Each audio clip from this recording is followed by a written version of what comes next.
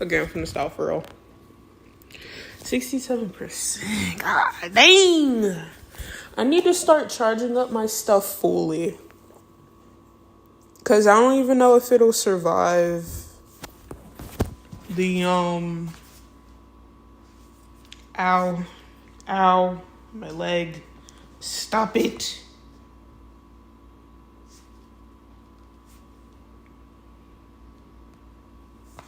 Okay. Let's. Oh my god, that is bright. Oh, that is bright. That is so bright. Okay. I'm gonna just wait until it hits 1 more %. Is it going to? Please. Thank you. Now it's at 68 and I feel a little bit more comfortable.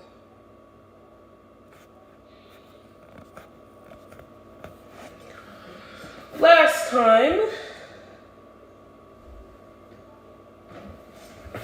we ran into that guy. Hold on, let me...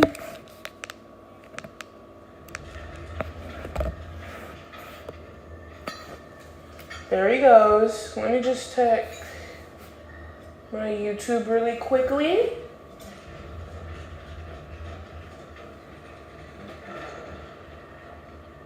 So I can make sure. Okay.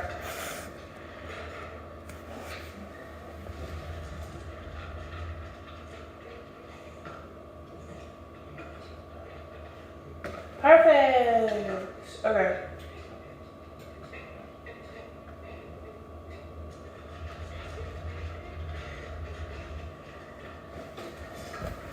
I don't like the noises, but we are going to continue listening to the whatchamacallit, the podcast, if it'll play.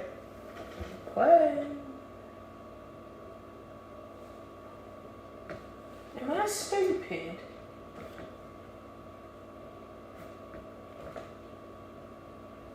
Oh Lord.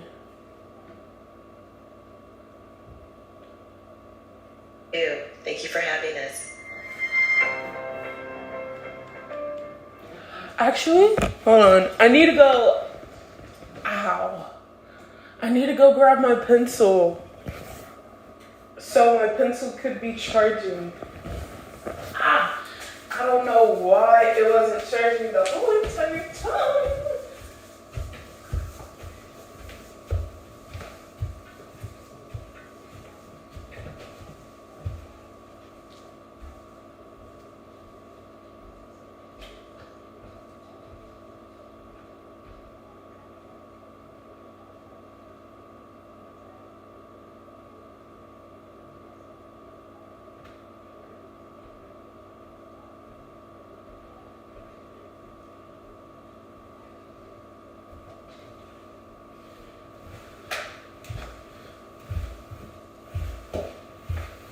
Okay, newsflash. It was charging. What is this? Newsflash, it was charging. So, that's that.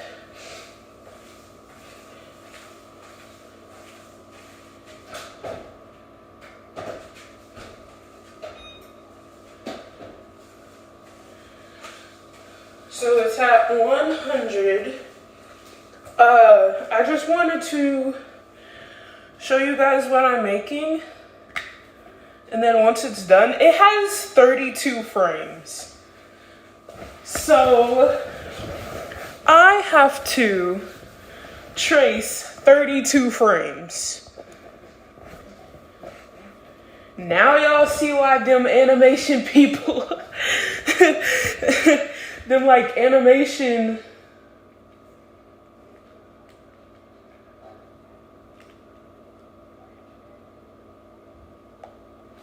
them animation guys be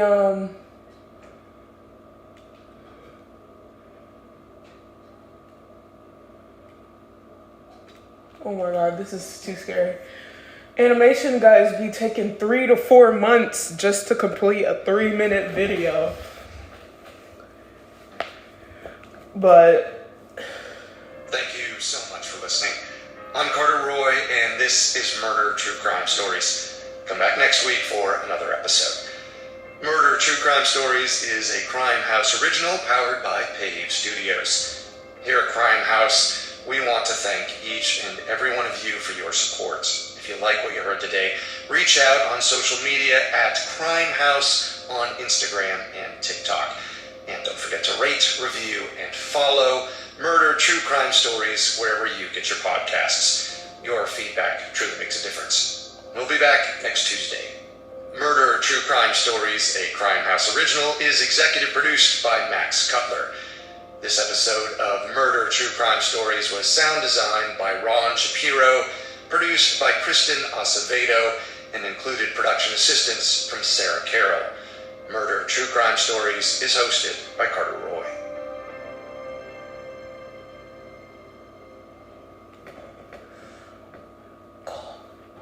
Want to stay grounded amidst the chaos of life? Interested in a podcast?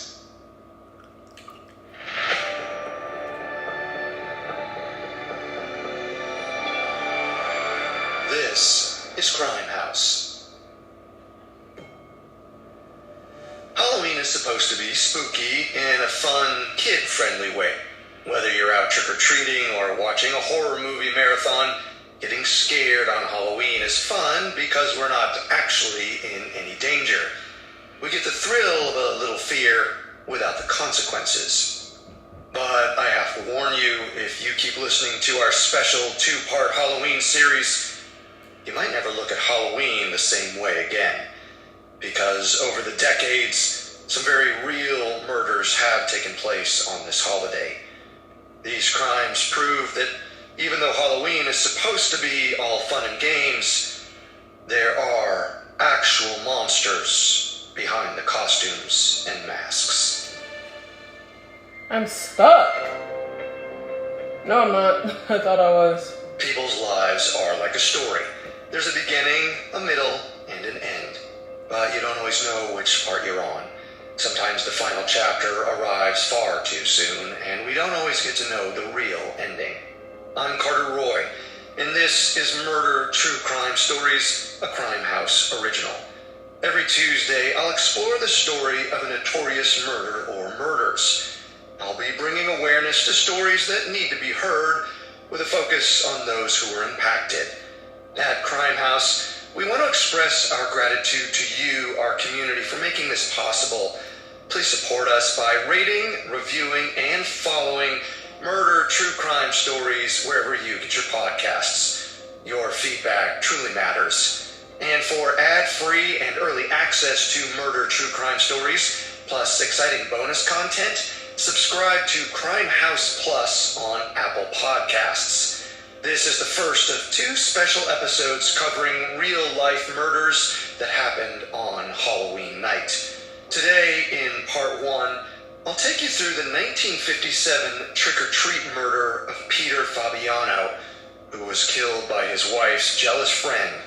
After that, I'll discuss another Halloween murder that took place in 1974, known as the Candyman murder, in which a young boy was killed by a weapon many parents fear: poisoned candy. In next week's part 2, I'll tell you about a Halloween murder scarily similar to a well-known slasher movie, and a teen bludgeoned to death during her town's Mischief Night festivities. All that and more coming up.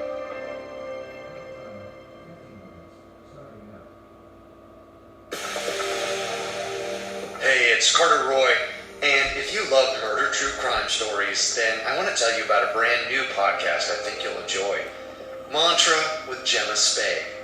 Every Monday, Gemma brings you a new mantra, a simple yet powerful phrase to help clear your mind and stay grounded amidst the chaos of life. She'll also share personal stories, journal prompts, and a weekly challenge To the dentist should feel like a chore. Experience dental done differently. Goods to pay for sessions. Plus, that's 22 in Michigan.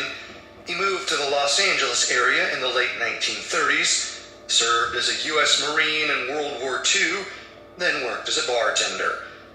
Perhaps that's how, in the early 1950s, he first met Betty. 4 years older than Peter, Betty was already divorced with 2 children. But it's easy to see why she turned Peter's head. Judging from photographs, her features were stunning. With high cheekbones and carefully coiffed hair, she looked a little bit like a mix between Scarlett Johansson and Veronica Lake. Betty was intrigued by Peter, too. She liked his diligence and the warmth he showed towards her children. And in 1955, they got married. We don't know who Betty's ex-husband was, although we do know that her children had the last name Solomon. But it seems their custody arrangements didn't prevent Betty from taking the kids with her to the Sun Valley neighborhood of Los Angeles, where the Fabianos settled in 1956.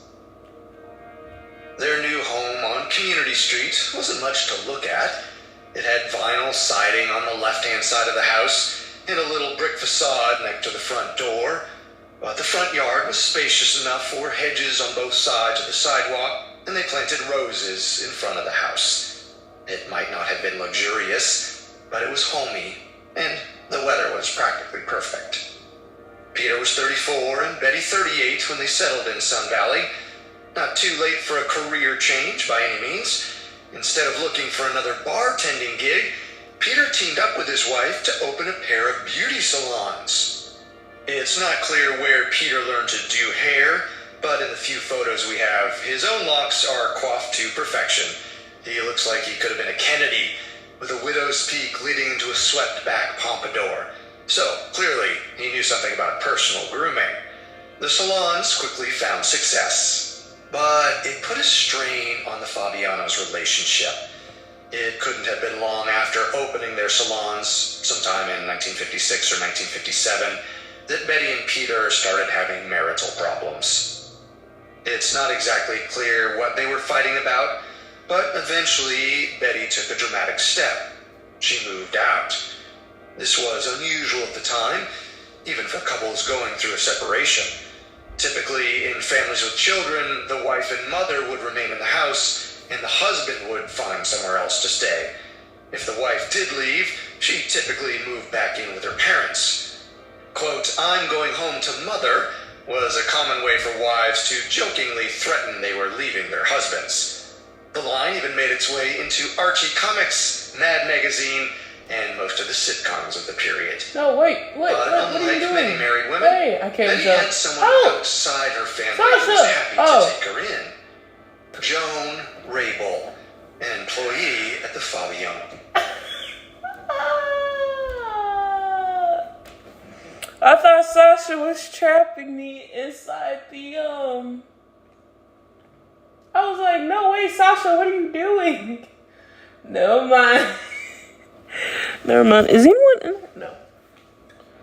Never mind. Salons.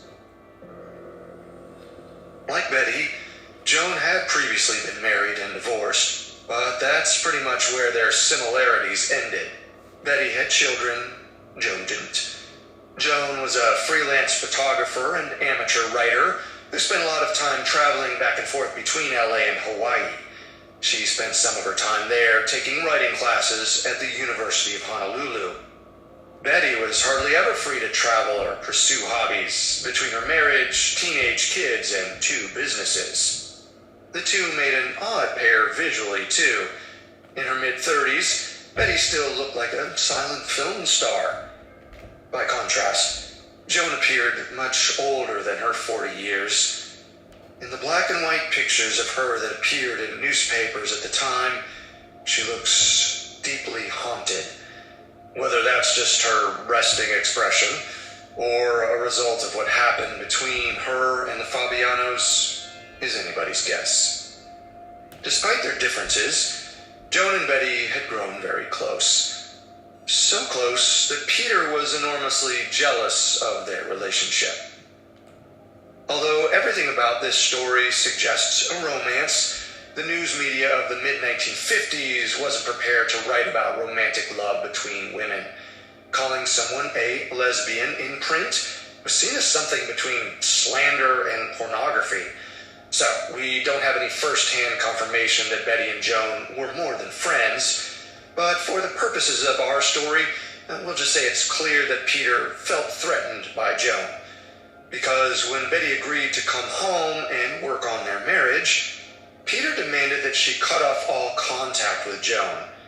For the sake of her family, Betty agreed.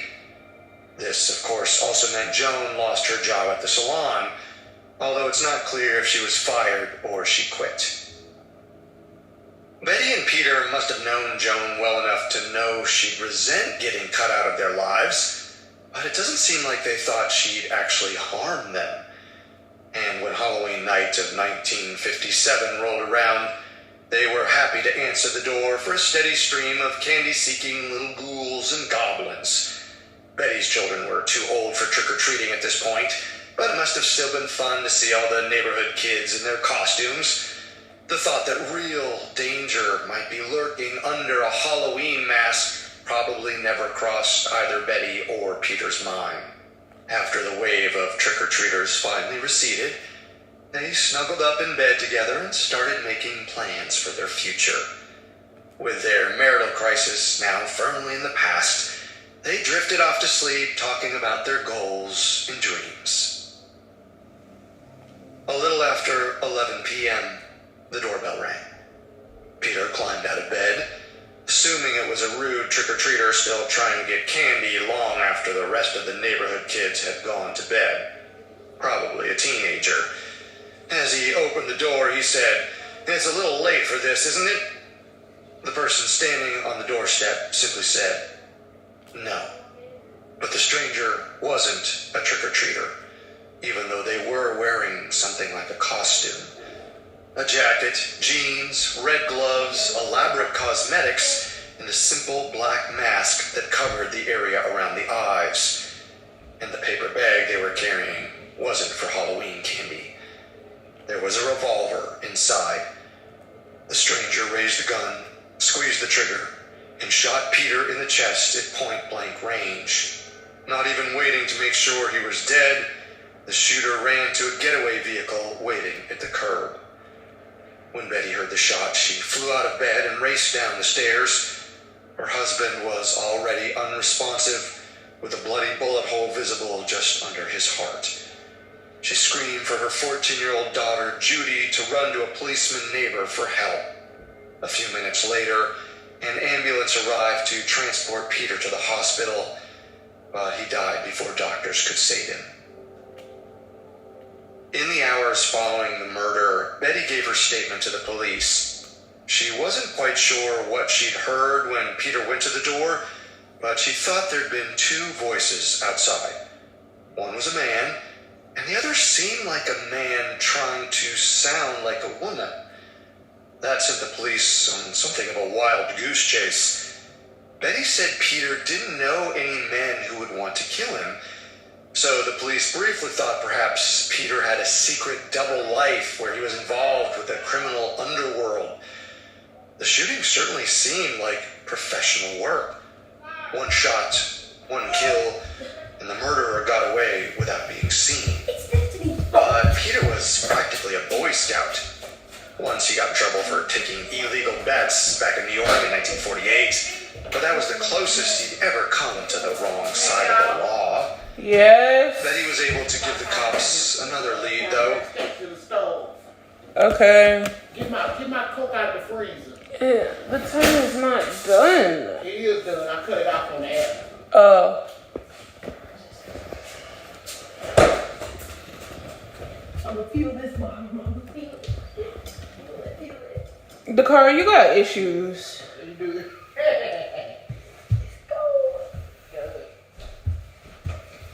Yeah. It's Destiny's fault. It's Destiny's fault. Yeah. Pronounce dog. You're on live. They can't see me. Yes, they can. So you're showing me in my underwear? Yeah. You're zesty. Okay, so why are you still here? Because I'm a vicious beast. You look stupid. Make sure to subscribe. Did you just fart? No, I didn't. I'm growling. Think it down, think it Could you stop? Go get your food before I eat it. Mama, she's not that time. Exactly. She's weird. She's gay. She's weird. I'm not gay. I know you're not gay. I meant weird. You're weird. What are you trying to snap it off on me for? Buzz, you won't leave me alone. Bro.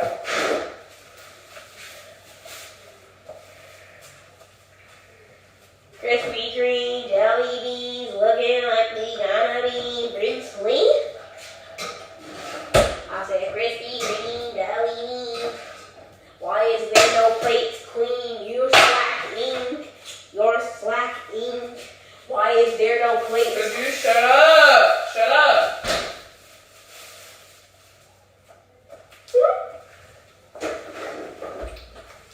Riz Roz. Riz Roz.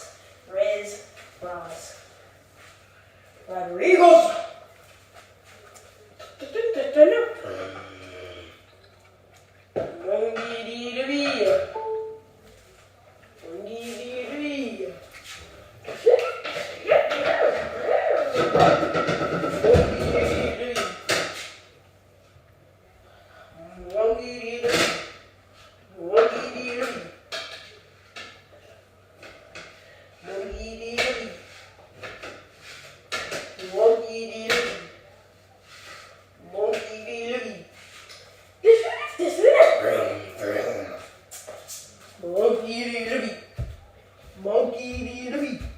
You better close that freezer. You better close that freezer. You better close that freezer. Destiny.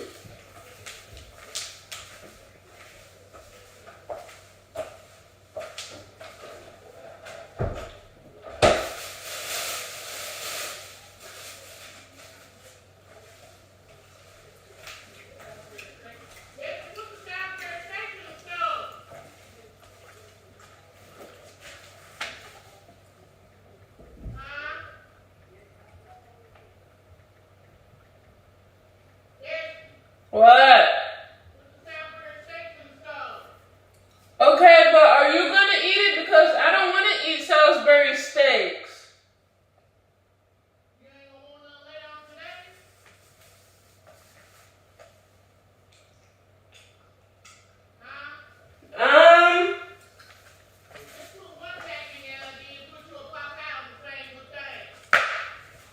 Okay.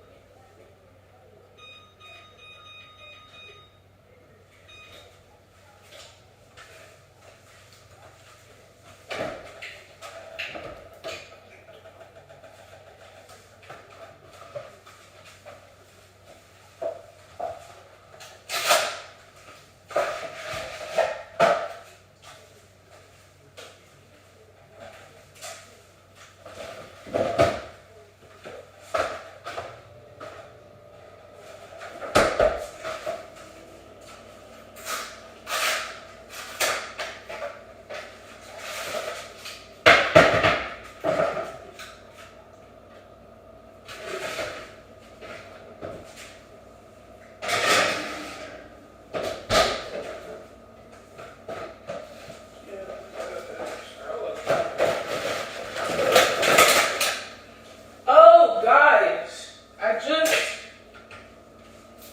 just remembered. You know what? Never mind. I'm gonna wait until they say yes or no.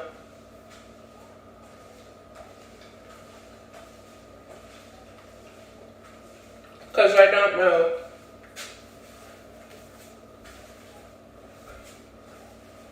On November 8th, I have a surprise.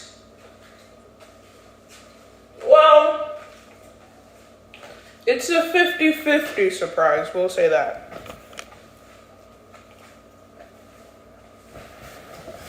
50% chance I'll tell you or not.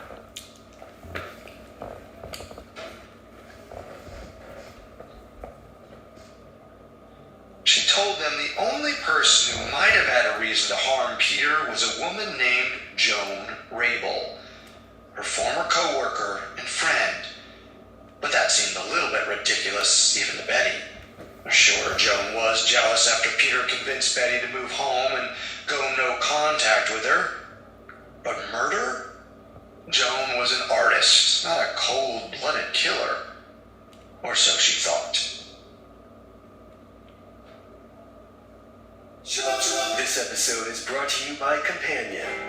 Iris and Josh seem like the perfect match, but when a weekend getaway turns into a nightmare, Iris realizes that things aren't as perfect as they appear. From the creators of Barbarian and the studio that brought you The Notebook comes a twisted tale of modern romance and the sweet satisfaction of revenge. Companion, now playing only in theaters. Rated R, under 17, not admitted without parent.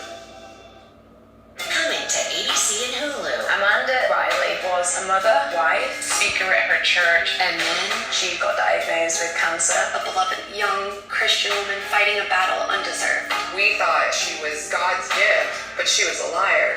Why would somebody fake cancer? From the #1 smash hit podcast. It was only a matter of time until Amanda's whole world came tumbling down. You're not gonna believe this. Scamanda. New episodes Thursday. Fabiano. She swore she had nothing to do with it, and she claimed she had an alibi. Joan's neighbors could confirm her car was parked outside her house all night, but that didn't prove Joan was at home, especially because investigators quickly learned she borrowed a car from a friend on Halloween night. Joan said it was just to get groceries, but she had no good explanation for why she put 37 miles on the odometer before returning the car, or why she didn't just take her own vehicle to the grocery store. Even with these holes in her story, Joan continued to deny she'd shot her former employer. In fact, she told detectives that she still considered the Fabianos to be good friends, even after what had happened between them. The investigators knew enough not to believe her. By this time, Betty had already filled them in on how she'd moved in with Joan when her marriage was on the rocks. Then, when she decided to give Peter another chance, she cut Joan off completely, leaving Joan bitter and resentful. Unfortunately, there wasn't enough evidence to charge Joan without a confession. Although detectives were convinced Joan was Peter's killer, they had to cut her loose. They kept looking, and pretty soon, they got an anonymous tip that led them in a surprising direction. The tipster told the police to look in a locker at a local department store. A revolver was inside. And sure enough, police determined it was the murder weapon. But the gun didn't belong to Joan. It was registered to someone who had never been on the detective's radar at all. Goldine Pitzer, a 42-year-old widow who worked as a clerk at the Children's Hospital of Los Angeles. Goldine wasn't a hardened criminal, and she definitely wasn't the professional killer the LAPD initially thought they were looking for. Once the police confronted Goldine with the fact that the murder weapon was registered in her name, she confessed almost immediately. Which meant Joan was telling the truth when she said she didn't kill Peter. In a way, at least. Because she got Goldine to do it for her. Apparently, Joan could be quite charming when she wanted to be. Some of the local newspapers later called her a Svengali, shorthand for someone who is a very bad influence. And she knew just what buttons to push to exert that influence over Goldine. Goldine told the police that over a period of months, Joan had convinced her to hate Peter Fabiano. According to Joan, Peter treated Betty very badly. There are rumors she told Goldine that Peter was an abusive husband and a vicious, brutal stepfather to Betty's 2 children. And according to Joan, Peter was dealing drugs. Am I not running? But the police had little reason to believe what Joan said was true. Betty herself would later testify that Joan had turned cruel and cold after Betty took Peter back, and Goldine described Joan as a controlling, manipulative figure. That's how Goldine ended up being convinced that she should kill Peter. She wasn't the violent type, but she was willing to do this for Joan, to free her from this abuser and stalker. They talked about stabbing or poisoning Peter, but ultimately decided the best option was a gun. Goldine took a male friend with her to a gun shop in Pasadena, where she told the clerk she needed a revolver for home defense. It was a perfectly normal thing for a woman living alone to buy. The shopkeeper didn't even think it was strange that Goldine only wanted 2 shells for her new gun. He reasoned that most women hoped they'd never have to actually use their firearms. He sold Goldine the revolver without a second thought. With the murder weapon in hand, Joan's next step was to familiarize her pupil with the target. She drove Goldine to one of Peter's beauty shops so she could get a look at him. Presumably, Joan stayed outside, considering she was unwelcome on the premises. When Halloween rolled around, Joan decided it was the perfect time for Goldine to strike. Joan bought Goldine clothes, did her makeup, and put the mask on her. Then she used a borrowed car to drive her to the little house on Community Street. When Goldine confronted Peter, she was so terrified she was shaking. She had to use both hands to steady the gun. But at close range, it only took one squeeze of the trigger to kill the man she believed was a complete monster. As Peter collapsed, Goldine ran back into the idling car. The women drove away, burned their clothes, and said goodbye. They knew they couldn't see each other again, but to Goldine, it was worth it. Even if she couldn't be around Joan anymore, she could rest easy knowing they'd gotten away with it. Joan and Goldine figured they were safe from police scrutiny as long as nobody realized they knew each other.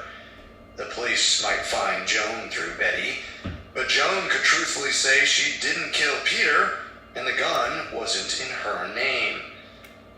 Apparently, one of them wasn't terribly discreet about their supposedly perfect crime, considering the anonymous tip that led police to Goldine's gun. After the murder, Joan's spell on Goldine seemed to evaporate, and she quickly came back to her senses. It's even possible Goldine gave the tip herself in a fit of guilt. After being arrested on December 5th, 1957, she was happy to tell detectives everything. Later that day, Joan Rabel was also arrested on suspicion of murder. As the trial approached, the 2 women took different approaches to their defense. Joan pleaded not guilty and planned to face the charges head on. Meanwhile, Goldine also entered a plea of not guilty, but not because of the evidence. It was by reason of insanity. She had a solid argument for it. A psychiatrist who examined the 2 defendants said in a sworn statement that at the time of the murder, Goldine honestly believed she was saving a friend from an evil person. Once she was no longer under Joan's influence, she came back to her senses. But there was one issue. She waited until the police tracked her down to confess. Although there was no longer any question about who shot Peter, pretrial hearings dragged on for months. The prosecutors were concerned that Goldine was so sympathetic, a jury wouldn't want to convict her, even though she'd confessed to murder. Joan might have ended up as the only person convicted in Peter's death, even though she didn't pull the trigger. If they'd gone to trial, that is. At the last minute, on March 12, 1958, both women accepted a plea deal. To avoid the possibility of execution, they pled guilty to a lesser charge of second-degree murder, which carried a potential sentence of 5 years to life. The sentencing hearing was probably the last time the 3 women ever saw each other. Betty moved on with her life as best she could and stayed out of the public eye. It's not clear if she ever married again. An obituary shows that she made it to 81, dying in 1999 in the Palm Desert area. The specifics of Joan and Goldine's sentencing have been lost to history. Some sources claim they spent the rest of their lives in prison, but we know that's not entirely true. Goldine definitely got out, and in time to rebuild her career. By 1971, she may have been serving as an officer in a local professional women's club.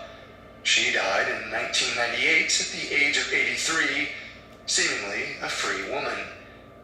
As for Joan, she seems to have vanished into thin air. Nobody has been able to figure out when or if she ever left prison. However, someone by the same name was buried at Mount Sinai Cemetery in Los Angeles in 2012. If that's our killer Joan, she'd have been 95 years old when she died. That's 60 more years than Peter Fabiano got to live. Without more information on what happened to her after the murder, we don't know if Joan's long life was an incredibly unfair treat or a terrible cosmic trick.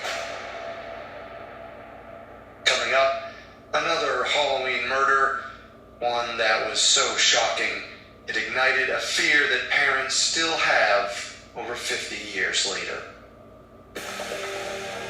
Hey, it's Carter Roy here. And if you love murder true crime stories at work, school, fan journal prompts, potential mantra Jake Handel is and he heard after years of silent blink. by someone posing as a trick-or-treater seems scary, imagine losing a child to what seems like a harmless piece of candy. It's a fear that generations of Americans have grown up with. Many people's memories of trick-or-treating include the agonizing wait while parents check that all the candy is sealed and safe to eat. But the truth is, in the past 50 years, only one child has actually died after eating poisoned Halloween candy, and it wasn't a stranger who gave it to him. On Halloween night in 1974, Timothy O'Brien was 8 years old. He had blonde hair, brown eyes, a gap-toothed grin, and the bronze skin you'd expect to see on an active little boy from Deer Park, Texas, just outside of Houston. That Halloween night, Timothy was out trick-or-treating with a friend, but at some point it started raining. Timothy wasn't ready to call it quits, though. His father, 30-year-old Ronald Clark O'Brien, was on the same page. Ronald gathered Timothy and his 5-year-old sister Elizabeth, and they headed to a nearby town where they met up with a family friend and one other kid. But trick-or-treating in the rain sounded more fun than it actually was. The neighborhood was quiet, and at one house, nobody came to the door at all. Ronald waited at the door for a moment while the group moved on. He said it was just in case someone did show up. A few minutes later, he caught up with the trick-or-treaters and excitedly reported that someone had finally answered. Not only that, they were giving out giant pixie sticks, which were basically huge straws filled with sweet and sour sugar. Ronald had grabbed enough to share with the group, including a boy from church who was walking by. And with that, the trick-or-treating was pretty much over. The group knocked on a couple more doors, then parted ways. After taking his kids home, Ronald announced they could each have one piece of candy before bed. He encouraged Timothy to choose the pixie sticks, but when Timothy ate it, he immediately complained that the flavored sugar was disgustingly bitter. Ronald poured his son a glass of Kool-Aid to get the awful taste out of his mouth. But the candy didn't just taste bad. It was bad. Moments later, Timothy became violently ill and started vomiting profusely. When the hurling didn't stop, Ronald called an ambulance, but it was too late. Timothy died within an hour of arriving at the hospital. Ronald told the doctors how Timothy collapsed right after eating the pixie sticks. The doctors knew that meant the candy must have been tampered with, but they still didn't know in what way exactly. After the medical examiner took a look at Timothy's body, it became clear the pixie stick was full of cyanide. this seemingly freak accident was now a full-blown murder investigation. Police officers rushed to recover the rest of the tampered pixie sticks. They started with the 4 other children who'd gotten the tainted treats from Ronald, including his own daughter, Elizabeth. Miraculously, none of the other children had eaten their candy. One had asked his mother if he could open the pixie sticks, but she told him he had to wait until after school the next day. Another actually tried to eat his, but he couldn't figure out how to remove a staple at the top of the straw. The killer had stapled the top closed after replacing the top 2 inches of flavored sugar with cyanide granules. The boy fell asleep clutching the unopened pixie sticks in his hand. But what about other trick-or-treaters who went to the same house? And what if the tampering happened at the store, and the poisoned candy was sold to multiple people? Investigators announced that any pixie sticks received in the area where the O'Briens had trick-or-treated should be turned in for inspection. People started panicking. To the dismay of children around the area, some parents brought all of their children's Halloween candy to the cops. Many swore they'd never let their kids trick-or-treat again. But nobody else had a stapled-up pixie sticks with 2 inches of cyanide at the top. The poison was only found in those 5 candies Ronald collected from the house where nobody answered the door. Detectives couldn't understand why someone who wanted to poison kids on Halloween would only give poison to one person, and to a parent who might have noticed the tampering. The investigators needed to speak to whoever handed Ronald the poison pixie sticks. They asked Ronald for a description, but he said he never saw a face. The person just stuck their arm out holding the candy.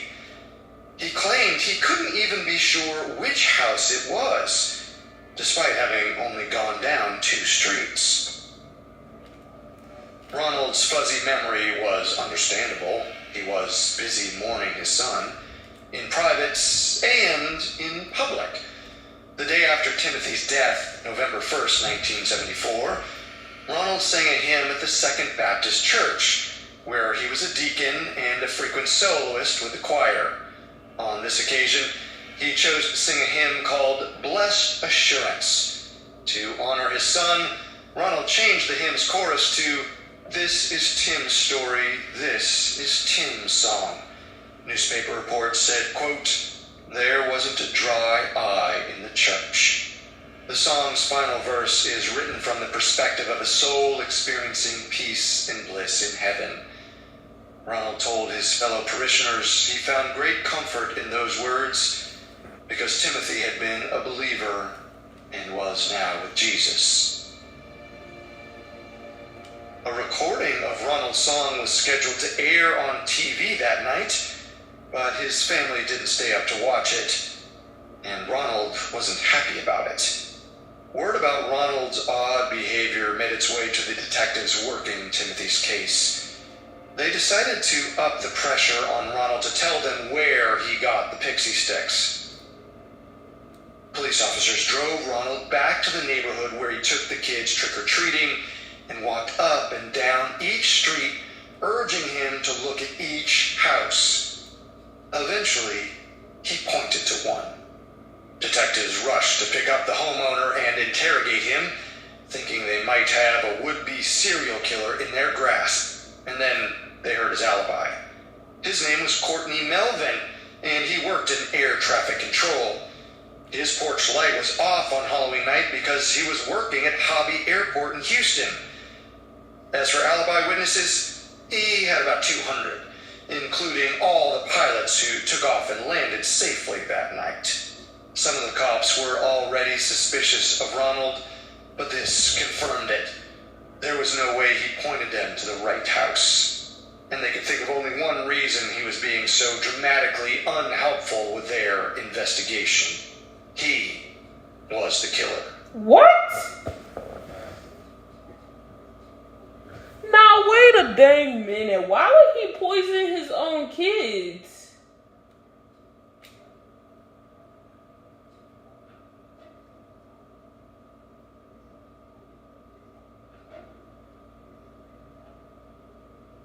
Anyway.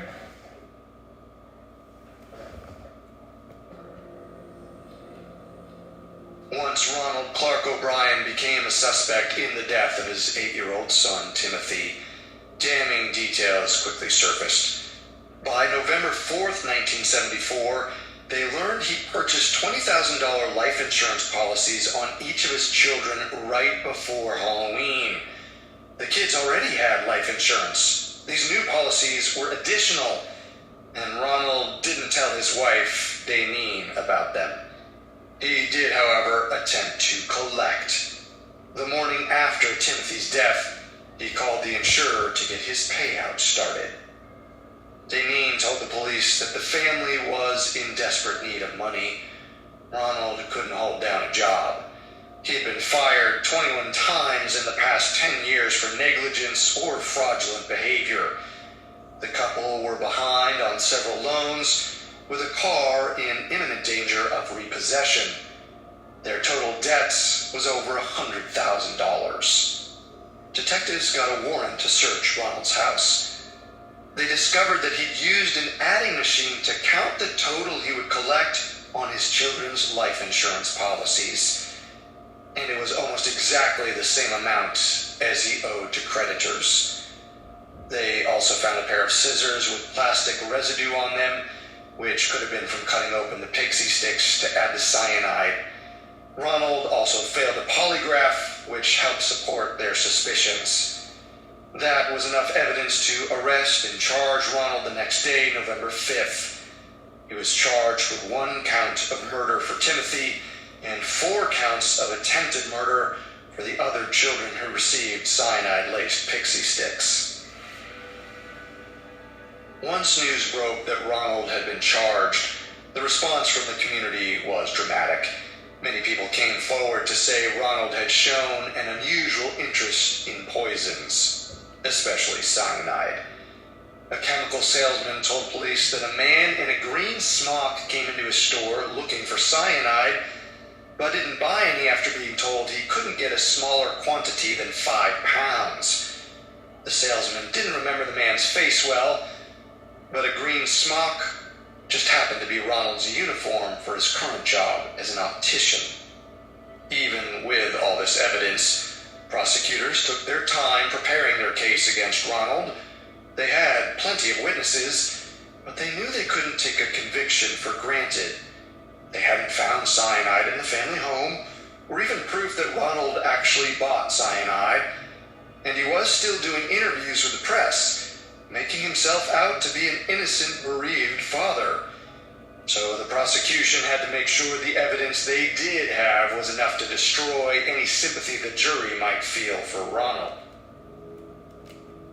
By the time Ronald's trial began on May 5th, 1975, they had what they needed. Daineen testified against him, even though she could have theoretically gotten out of it by claiming spousal privilege. Other relatives also testified that Ronald had started talking about how to spend Timothy's life insurance money before his son was even buried.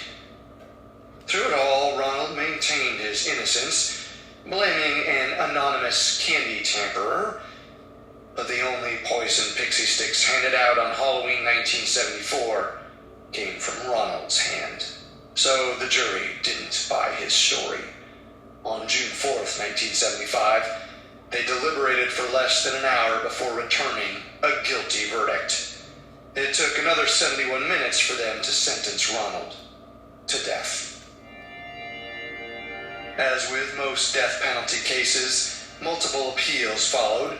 Ronald was able to postpone the execution a few times, but it was finally set for October 31st, 1982, Halloween 8 years later. But Ronald got yet another reprieve, this time from the U.S. Supreme Court, who delayed the execution again. There would be no Halloween execution to match the Halloween murder. Eventually, in March 1984, Ronald ran out of appeals. He tried the Supreme Court again, but this time they voted against him. On March 31st, 1984, Ronald Clark O'Brien died by lethal injection. Of course, killing Ronald didn't bring Timothy back, nor did it bring Halloween back.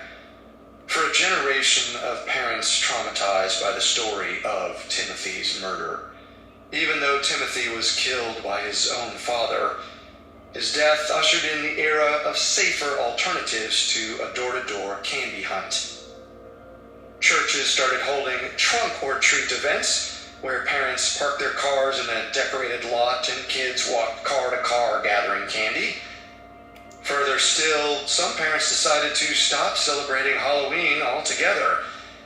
Teaching children to run around in disguise at night and eat whatever their neighbors handed them no longer seemed like a good idea. But there were no other crazed killers out there murdering children with tampered candy. There was just one Ronald Clark O'Brien, with a horrifically mundane motive for murdering his own son. Cold hard cash. There hasn't been a single death from poisoned Halloween candy in the half-century since Timothy died. But that hasn't stopped protective parents from double-checking to make sure their kids are safe. It's an understandable fear. We're trained our whole lives not to trust strangers, except for Halloween, apparently. All of a sudden, it's acceptable to not just go up to a stranger's house, but to take candy from them. But the most tragic thing about Timothy O'Brien's story is that it wasn't a stranger who killed him. It was the person who should have been protecting him. The children were the ones wearing costumes, but the father walking them door to door was the real monster.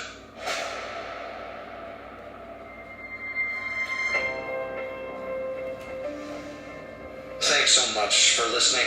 I'm Carter Roy, and this is Murder True Crime Stories. Come back next week for the story of 2 more Halloween murders and all the people they affected. Murder True Crime Stories is a Crime House original. Here at Crime House, we want to thank each and every one of you for your support. If you like what you heard today, reach out on social media at Crime House on TikTok and Instagram. Don't forget to rate, review, and follow Murder True Crime Stories wherever you get your podcasts. Your feedback truly makes a difference. And for ad-free and early access to Murder True Crime Stories, plus exciting bonus content, subscribe to Crime House Plus on Apple Podcasts. We'll be back next Tuesday. Murder True Crime Stories, a Crime House original, is executive produced by Max Cutler. This episode of Murder True Crime Stories was produced and directed by Ron Shapiro, sound designed by Russell Nash, written by Yelena War, edited by Alex Benedon, fact-checked by Claire Cronin, and included production assistance from Sarah Carroll. Murder True Crime Stories is hosted by Carter Roy.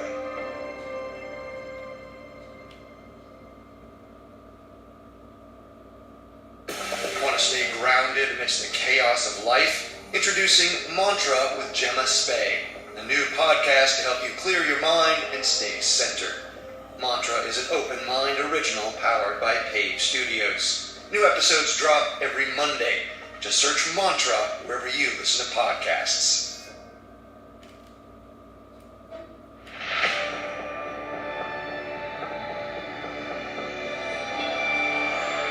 This is Crime House.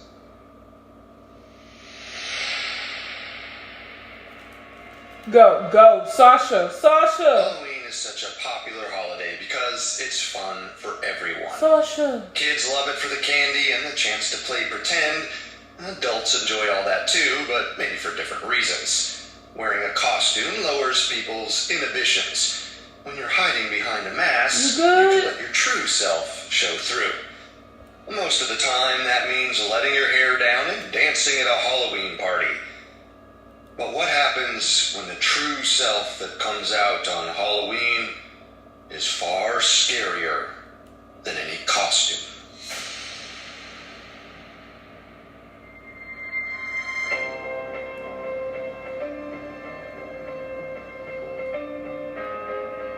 People's lives are like a story. There's a beginning, a middle, and an end. but you don't always know which part you're on. Sometimes the final chapter arrives far too soon, and we don't always get to know the real ending. I'm Carter Roy, and this is Murder True Crime Stories, a Crime House original. Every Tuesday, I'll explore the story of a notorious murder or murders. At Crime House, we want to express our gratitude to you, our community, for making this possible. Please support us by rating, reviewing, and following Murder True Crime Stories wherever you get your podcasts. Your feedback truly matters. And for ad-free and early access to Murder True Crime Stories, plus exciting bonus content, subscribe to Crime House Plus on Apple Podcasts. This is the second and final episode of our Halloween special, covering real-life murders that happened on Halloween night, and tragically changed how we perceive this holiday forever. In part 1, you learned about the so-called trick-or-treat murder of 1957, when Peter Fabiano was killed by his wife's jealous friend. I also covered what's been called the Candyman murder of 8-year-old Timothy O'Brien, whose father killed him for a life insurance payout. This murder created a widespread fear of poisoned Halloween candy because Timothy was killed by a tainted pixie sticks. In today's part 2, I'll be covering another pair of tragic Halloween murders that still haunt us today. First, I'll tell you about the death of Doreen Herbert, an expectant mother whose painful past led to an even greater trauma. And finally, I'll talk about Martha Moxley. Let's pause this for a second. I think this is when we get to open the door.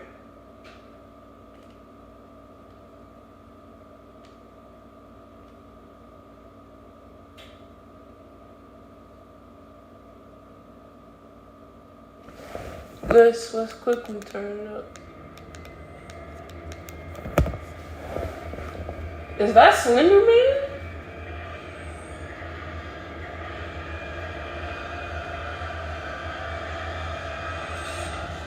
That's Slender Man.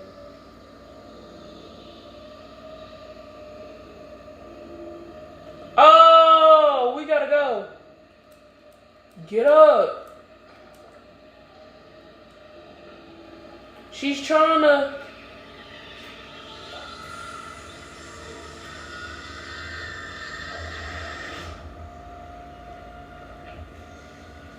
Oh, this is so scary. Run.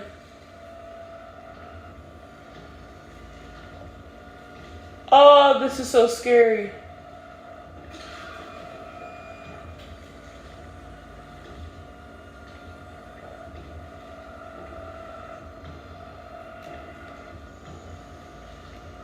Oh, this is so scary. No, Sasha, why'd you go under there? He's gonna see you.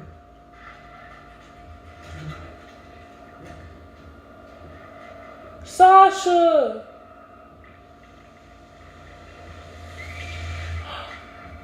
Sasha! Look! Her bitter remains.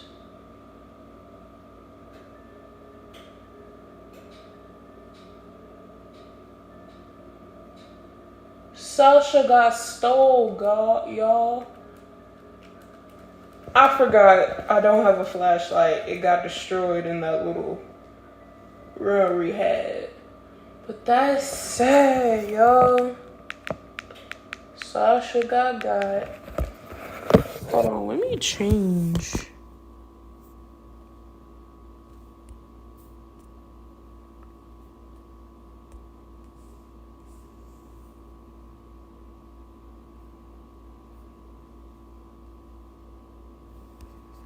Okay, so it should work now. Y'all, Sasha got Mickey Munch.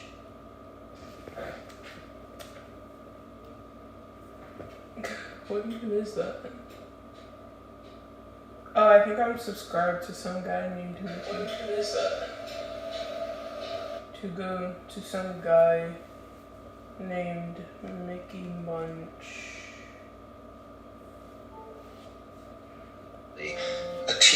teenager who lost her life when a night of mischief led to unimaginable devastation.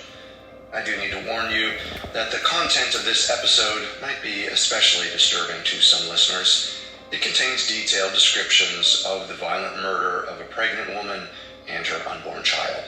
As always, our intention is to honor the victims by telling their stories truthfully and with care.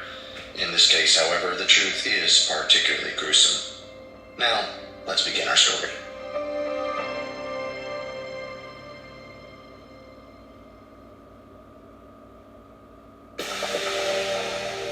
Hey, it's Carter Roy, and if you love murder true crime stories, then I want to tell you about a brand new podcast I think you'll enjoy.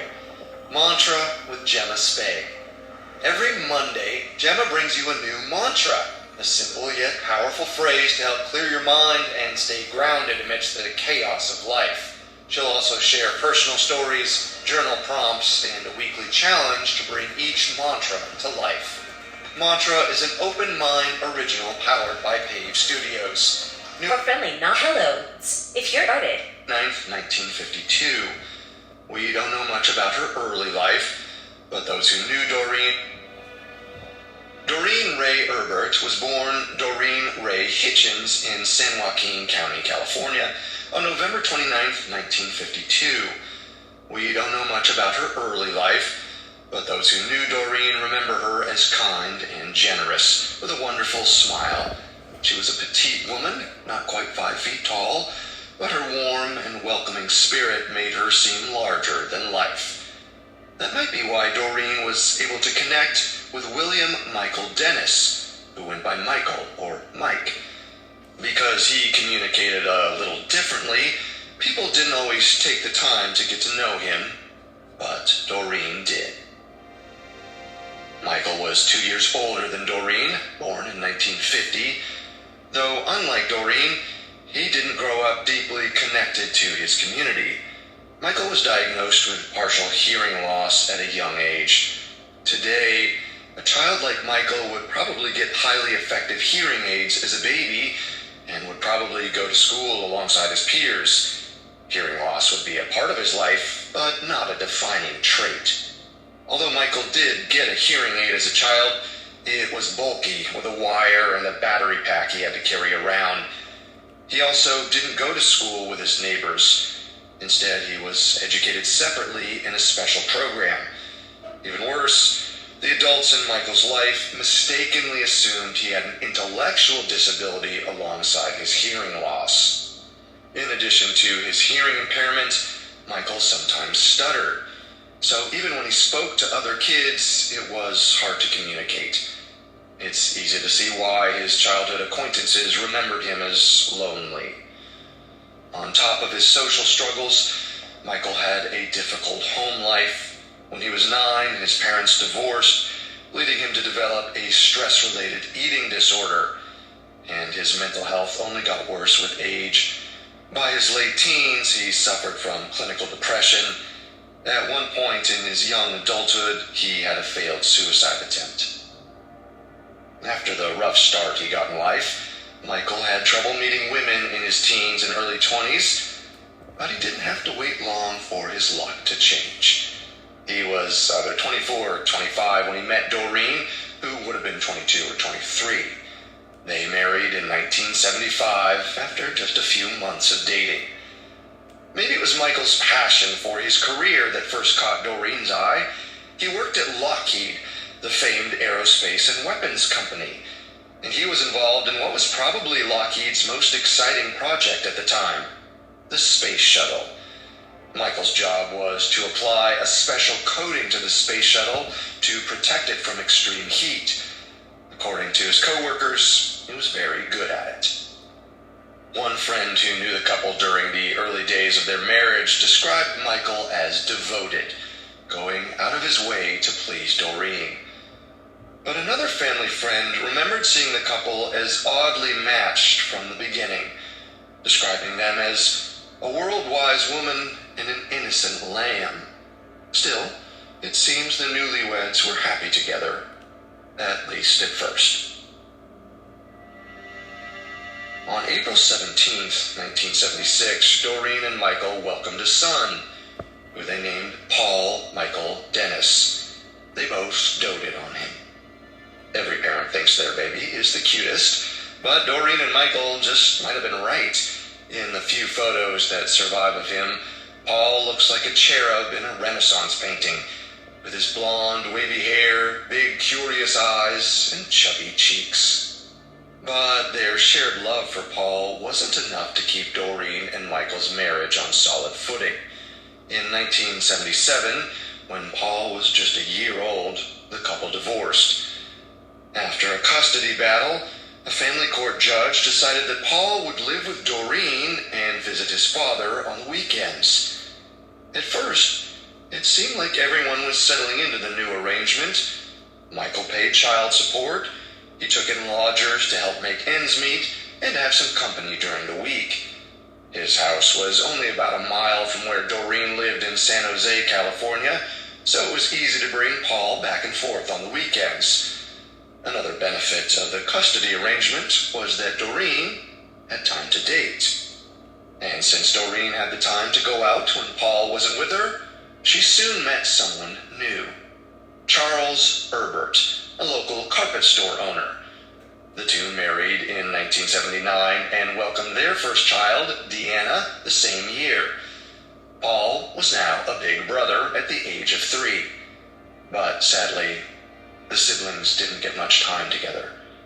Less than a year later, tragedy struck. In early February 1980, Paul fell into a swimming pool at the Herberts' home. By the time he was pulled from the water, he'd been without oxygen for so long that his brain was irreparably damaged.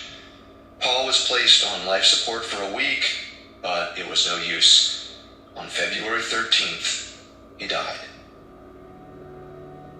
Everyone who knew Paul was devastated, but Michael's grief transformed into anger. He blamed Doreen for what happened. He was furious that on the day Paul fell into the pool, Doreen was inside talking on the phone instead of watching their son. Over time, Michael's grief and rage turned into an obsession. He decided to sue Doreen for wrongful death, arguing that she'd been a negligent parent. The case went to trial in March 1982, but things didn't go Michael's way. The jury sided with Doreen. This was a tragic accident. The pool was fenced for safety, but Paul had managed to climb over it. Michael couldn't accept the verdict. He was so despondent and bitter that his work performance suffered, leading to a demotion and a pay cut.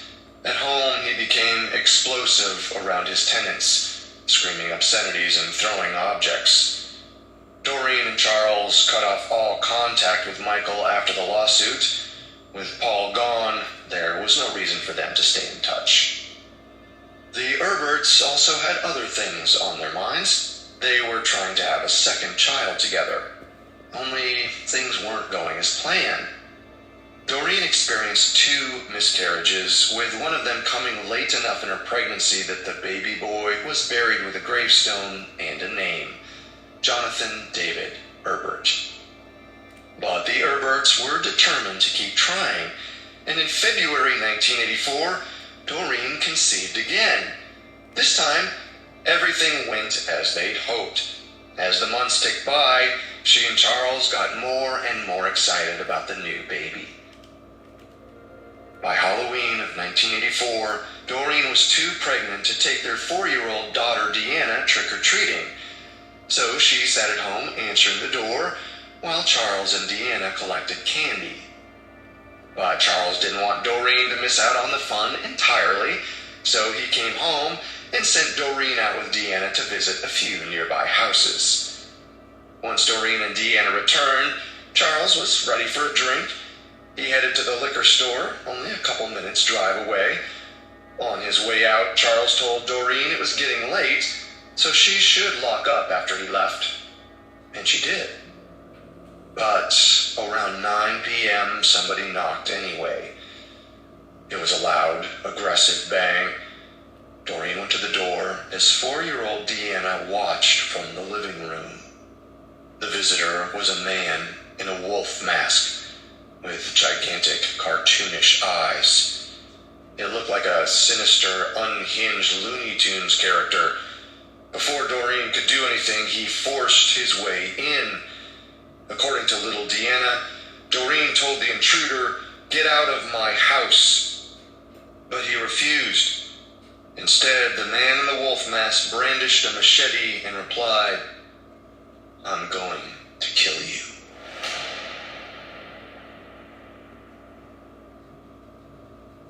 When you think about businesses that are selling through the roof, like Aloe, Allbirds, or business is shop, you're into Glow, Allbirds and Fast. In the studio.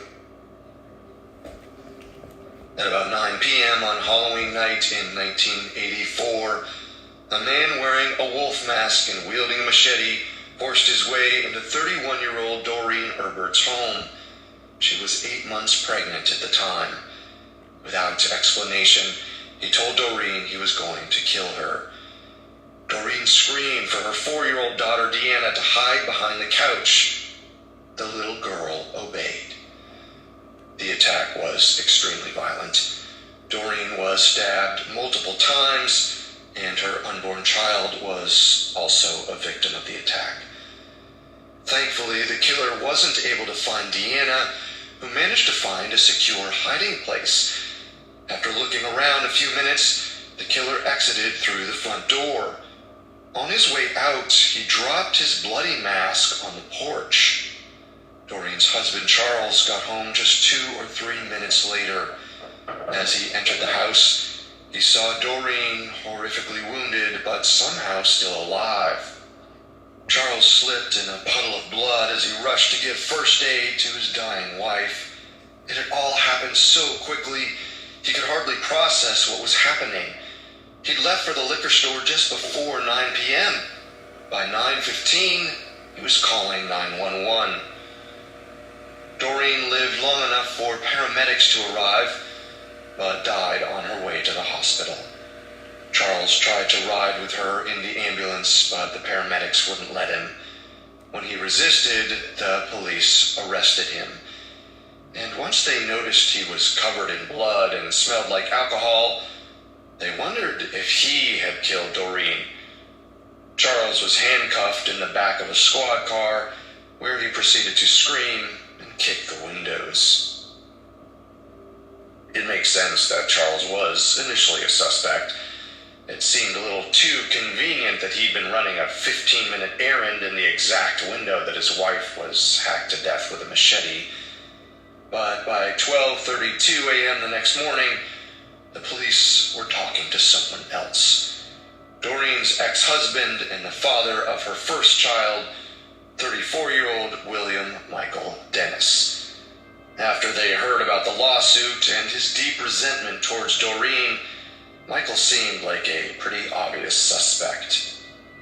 The night of Doreen's murder, detectives found Michael at home and awake, with a badly cut hand wrapped in gauze. He blamed it on a kitchen accident, but the wound went all the way down to the tendon. When police informed him that his ex-wife had just been murdered, Michael's reply was a dry, "You're kidding."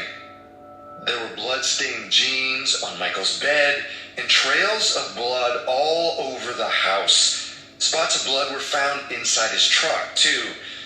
Those definitely didn't fit his story about carelessly tossing a kitchen knife and catching it bare-handed. Based on this evidence, police decided to arrest Michael. He waived his right to an attorney and agreed to speak with detectives right away. In a taped interview that same night, Michael insisted he had nothing to do with the murder, but evidence piled up quickly. DNA testing wasn't available yet in 1984, but investigators were able to match Michael's blood type to the blood found at the crime scene, which didn't belong to either Doreen or her baby. While that wasn't definitive proof he was the killer, it meant he couldn't be ruled out either. About a week later, a more thorough search of Michael's house turned up the label for an 18-inch machete discarded in his closet. No murder weapon was ever found, but detectives matched the label to some receipts for other items discovered in the house. They determined that Michael had likely purchased a machete from the Milpitas Builders Emporium at some point before the murder. In Michael's tool shed, police found 2 coffin-like boxes, 2 hand-sewn body bags, and 2 anchors. Michael owned a boat, so investigators reasoned that he planned to kill both Charles and Doreen, then sink their bodies somewhere. But when he showed up at the house and realized Charles wasn't there, he changed his mind and just went after Doreen. But the single biggest piece of evidence came in the form of a witness. Detective Bert Caro spoke to a woman who had attended a Halloween party with Michael the year before. She said he dressed as a big bad wolf, and she had pictures of him in his wolf mask. It was a perfect match for the bloody mask found on Doreen's porch. Even with those damning photos, it took 4 years to bring Michael to trial. Considering the brutality of the crime, prosecutors weren't going to move forward without a rock-solid case against him, because they weren't just aiming for a conviction. They wanted Michael to get the death penalty. The trial began in 1988. Defense attorneys saw only one way to save Michael's life. He ultimately pleaded not guilty by reason of insanity. 2 psychiatrists diagnosed Michael with a delusional disorder and major depressive disorder. This bolstered his attorney's claim that Michael was driven to insanity by his son's death and couldn't be held criminally responsible for premeditated murder.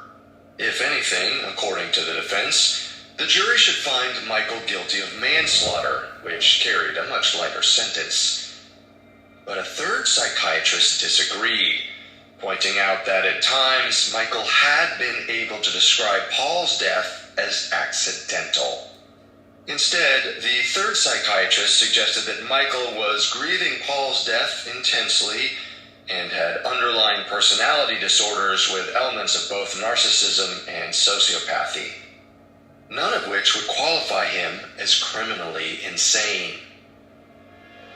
After hearing testimony from the now 8-year-old Deanna, the jury sided with psychiatrist number 3. Michael might have been distraught, but the jury believed he was capable of taking responsibility for his actions.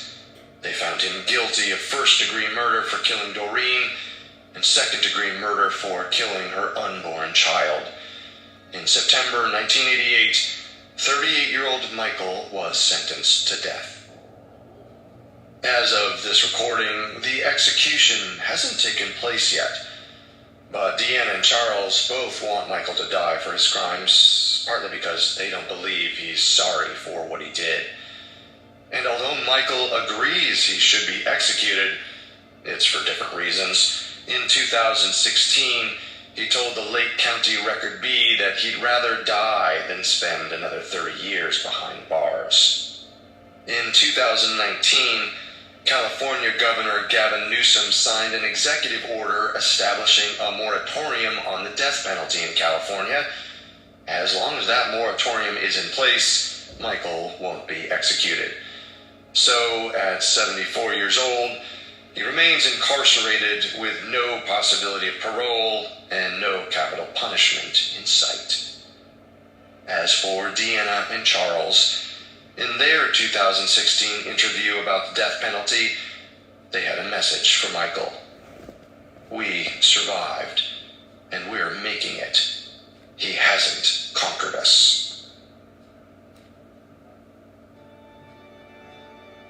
It was a remarkable show of strength in the face of such a horrible tragedy.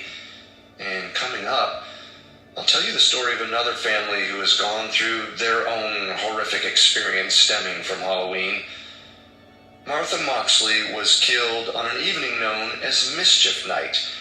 This Halloween tradition was meant for harmless pranks, but on a night in 1975, it turned deadly, and her family is still searching for justice.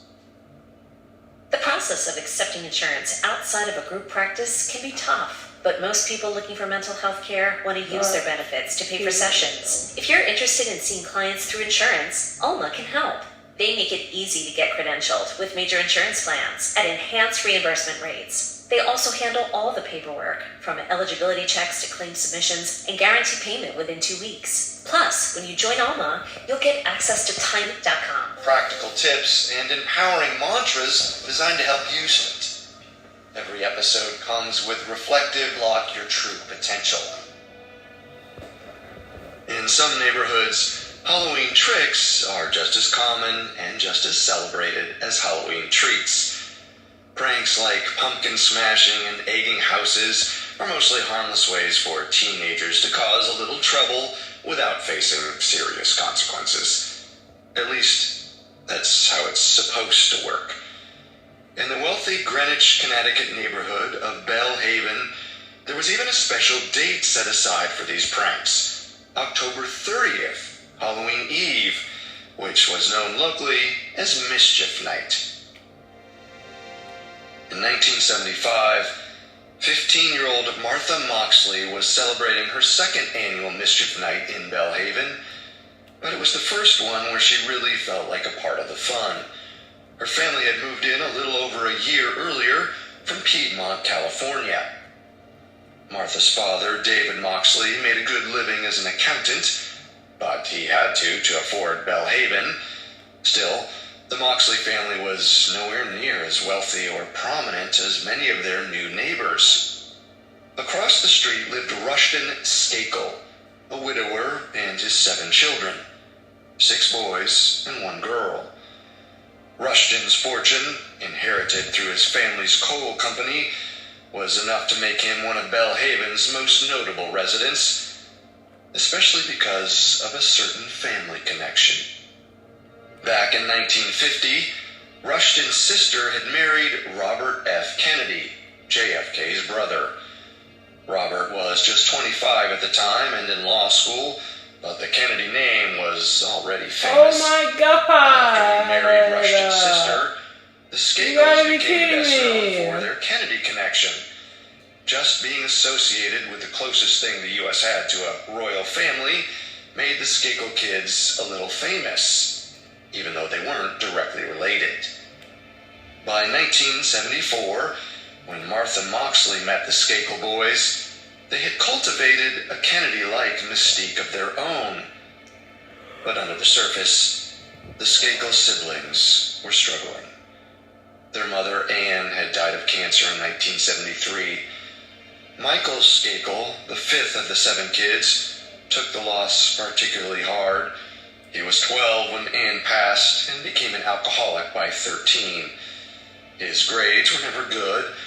He lived with dyslexia, which wouldn't be diagnosed until his mid-20s. But his rapid descent into addiction made things even worse. Meeting Martha in 1974 must have been a welcome distraction for Michael. She was a classic California girl, blonde, tanned, extroverted, and nice to everyone. But there was a lot of competition for Martha's attention. After moving to Belle Haven, she quickly became one of the most popular girls in the neighborhood. Among Michael's rivals was his own older brother, 17-year-old Tom. All I had to do was let the elevator go down and then jump on. Oh my God, bro.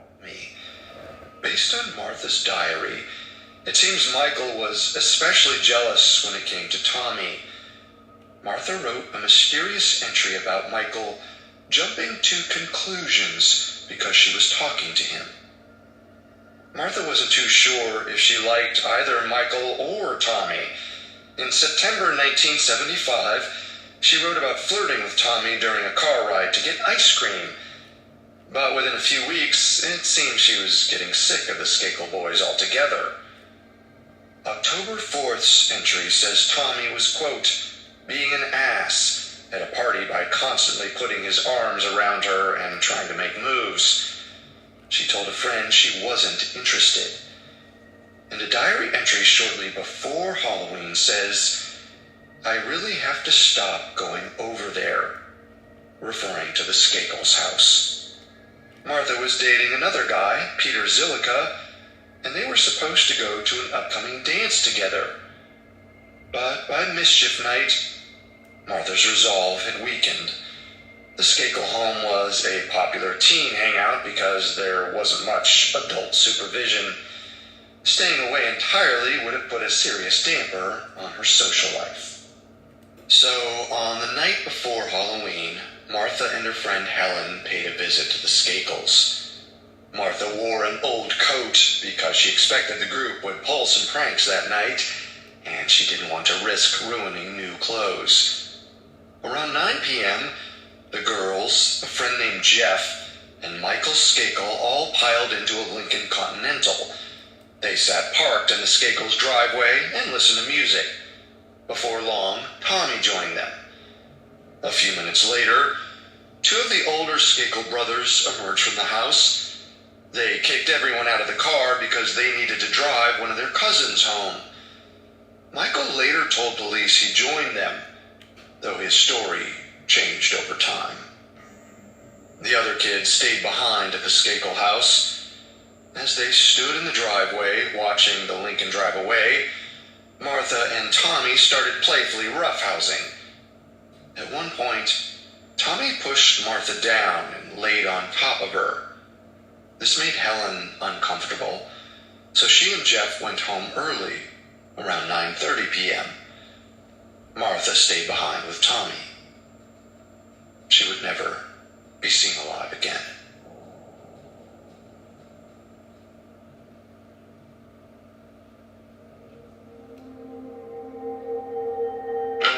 Jake Handel is the only man to survive a rare, incurable disease that just isn't just a online vigilante and a mystery. First, 1975, Martha Moxley's mother, Dorothy,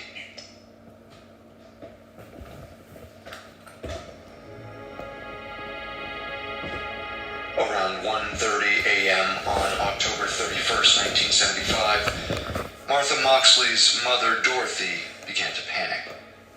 Martha's curfew had ended hours earlier. She wasn't always a perfect kid. In fact, she was currently grounded and had gotten a brief reprieve only because she begged to participate in Mischief Night. But it wasn't like her to stay out past midnight without calling. Dorothy started phoning everyone she could think of who might have seen Martha. She also woke Martha's brother John and told him to go look for his sister. After hearing from Martha's friend Helen that she was last seen at the Skakel house, Dorothy called them several times during the night. She spoke to 18-year-old Julie and 17-year-old Tommy. The Skakel siblings suggested Dorothy try their cousin's house, but Martha wasn't there either. That's when Dorothy called the Greenwich police, who sent an officer to take a report. When the sun rose and Martha still wasn't home, Dorothy visited the Skakel home in person. She'd spotted an RV parked on their property and wanted to know if Martha might be asleep inside. When she knocked at the front door of the house, Michael answered. He looked hungover. A Skakel family employee checked the RV, but Martha wasn't there. Dorothy reluctantly returned home, becoming increasingly convinced that something was terribly wrong. Public school students like Martha had the holiday off, while private school kids like the Skakels were supposed to be in class, so several of Martha's friends were home and available to help Dorothy search the neighborhood. They scoured the area looking for Martha, but she was nowhere to be found. Eventually, the group stopped looking around the neighborhood and started looking around the Moxley's property instead. What? Probably done dried out. No, it's not. I just took it out. Mom, you don't have to come down here. Come down here. Why? Hey, don't get the camera off of me. There is no camera on you. Okay. It's literally zoomed in on the TV. Okay. I'd kill to play Sims right now.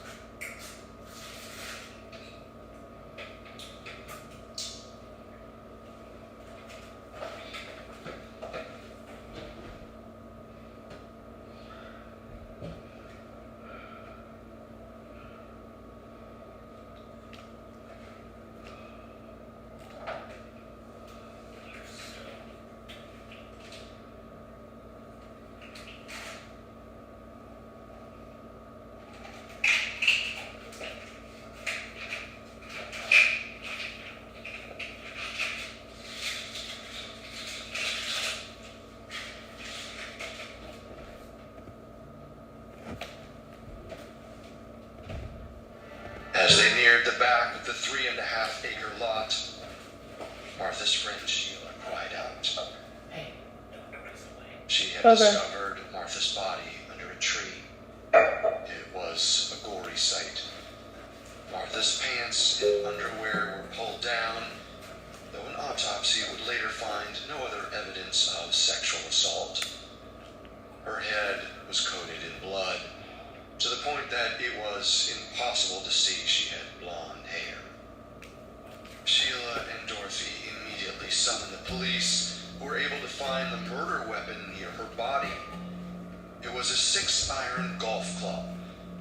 Martha was beaten so violently, the club broke into pieces. One of the metal shards was driven all the way through her neck, dragging a lock of her hair with it. The golf club's handle was missing, which made it hard to find fingerprints, but that didn't stop investigators from figuring out where the club came from. While questioning Tommy Skakel, the last person known to have seen Martha alive, a Greenwich detective noticed a set of golf clubs in the Skakel home. They matched the murder weapon. The golf clubs had belonged to the late Anne Skakel, the mother of all 7 Skakel children.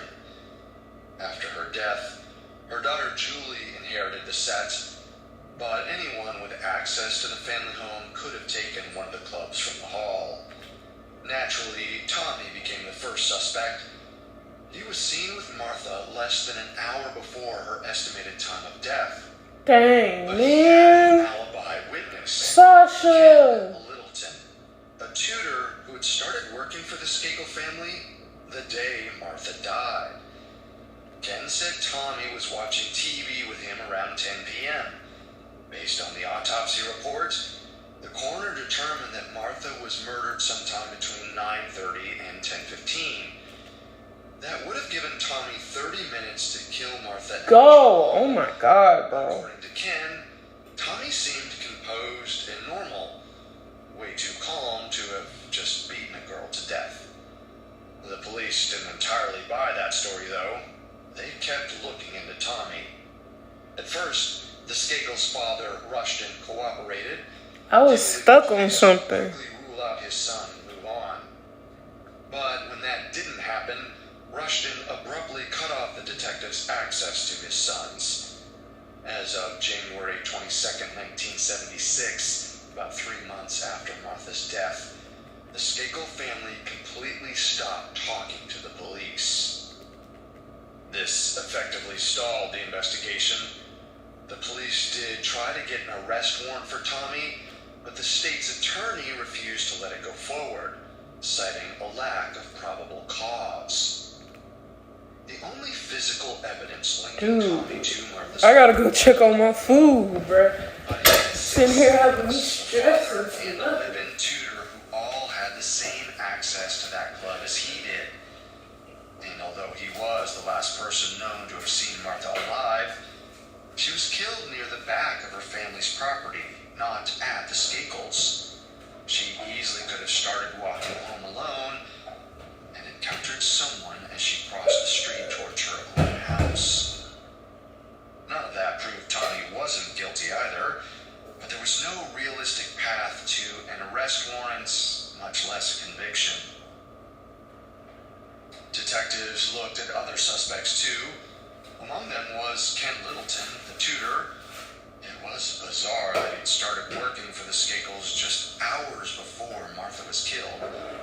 But having just met Martha that day, he had no motive to kill her. Martha's boyfriend Peter was also a person of interest, but he had an alibi. He planned to meet up with Martha on Mischief Night, but he would have had to borrow his mom's car.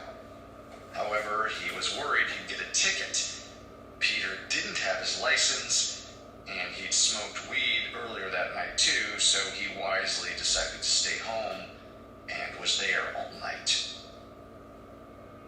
After Peter and Ken were ruled out as suspects, years went by with no new developments in the Martha Moxley investigation. At first, Martha's family was able to maintain a cordial relationship with their neighbor Rushton Skakel, despite the horrific circumstances. But when the Skakels stopped cooperating with the police, the Moxleys were furious and moved away from Belhaven. Tragically, Martha's father, David, passed away before his daughter's killer could be found. In 1988, 13 years after Martha was killed, he suffered a fatal heart attack. Dorothy, Martha's mother, blamed his refusal to discuss Martha's murder for his early death.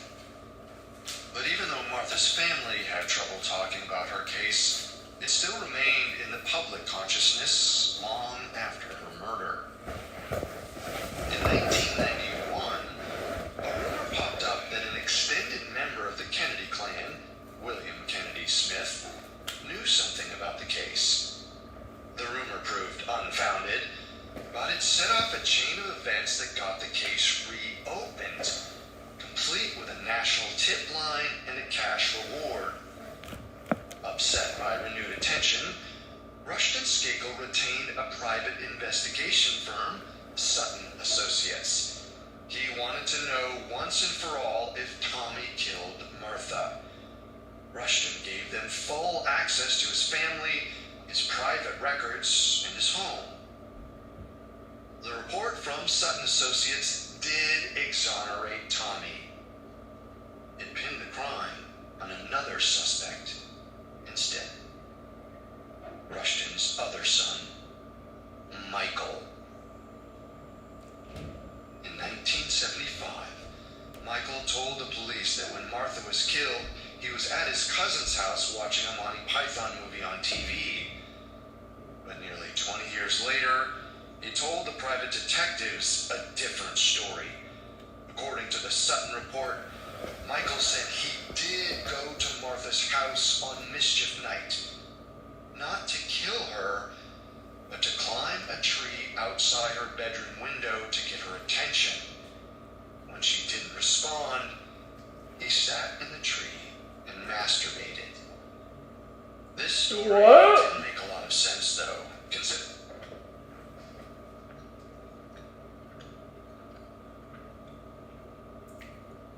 What are these stories, dude?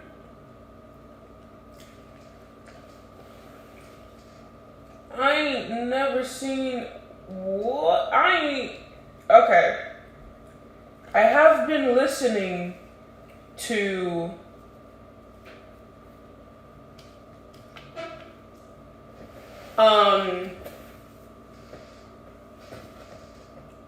murder true crime stories.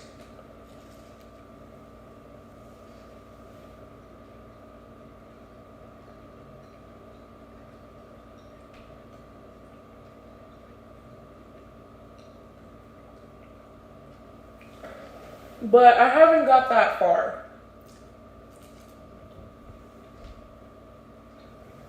I would sometimes re-listen to stories because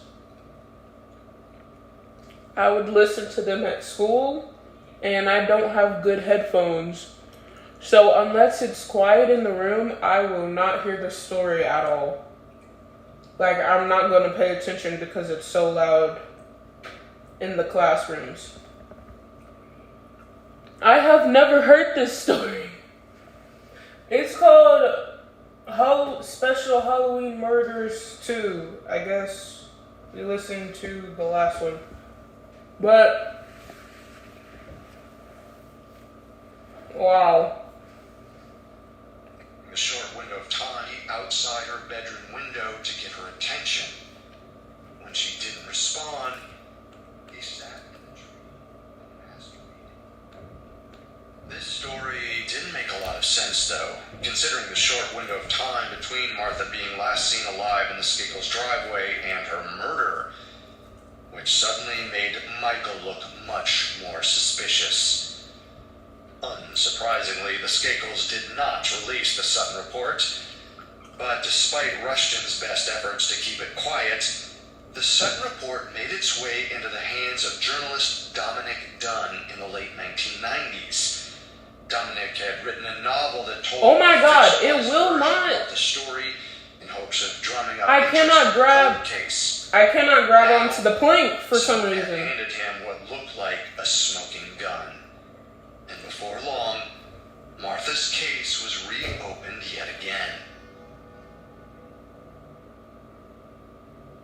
On January 18th, 2000, Dorothy Moxley got a call she'd been hoping to receive since 1975.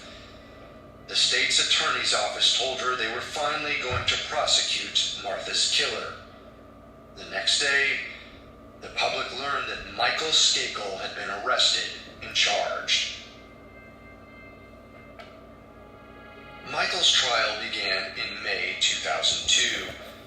The most damning evidence against him was testimony from his classmates when he was a schoolboy, who said they'd heard Michael confess to the murder.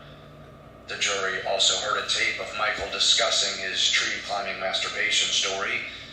Prosecutors painted it as an attempt by Michael to preemptively explain how his semen might be at the scene of the crime, even though none was ever found there.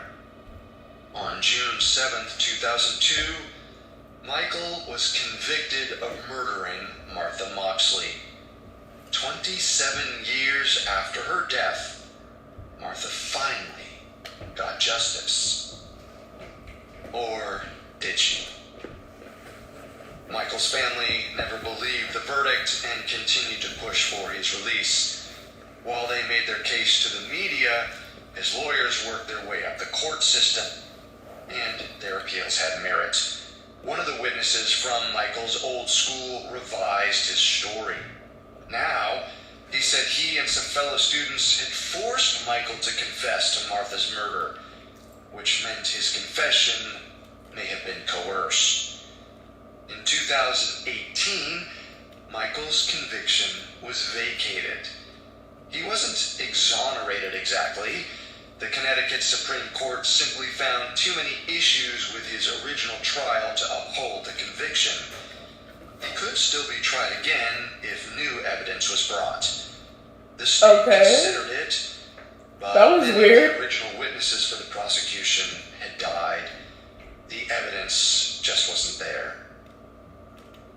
On October 30th, 2020, 45 years to the day after Martha died, the state of Connecticut announced it wouldn't retry Michael. He was a free man once again. Michael didn't just quietly disappear back into private life, though. On January 3rd, 2024, he announced a lawsuit against the lead investigator in the case, Frank Garr, and the city of Greenwich. Michael's suit claims the police knew there were other, more likely suspects, but they focused on him because they wanted to convict a, quote, Kennedy cousin. At the time of this recording, the lawsuit remains unresolved. As for Dorothy Moxley, she's still convinced Michael killed her daughter. She suspects his Kennedy connection affected what happened. If Michael wasn't connected to the Kennedys, Dorothy believes he'd still be in prison today. Unless some huge new piece of evidence emerges, all anyone can do is remember Martha as more than a murder victim.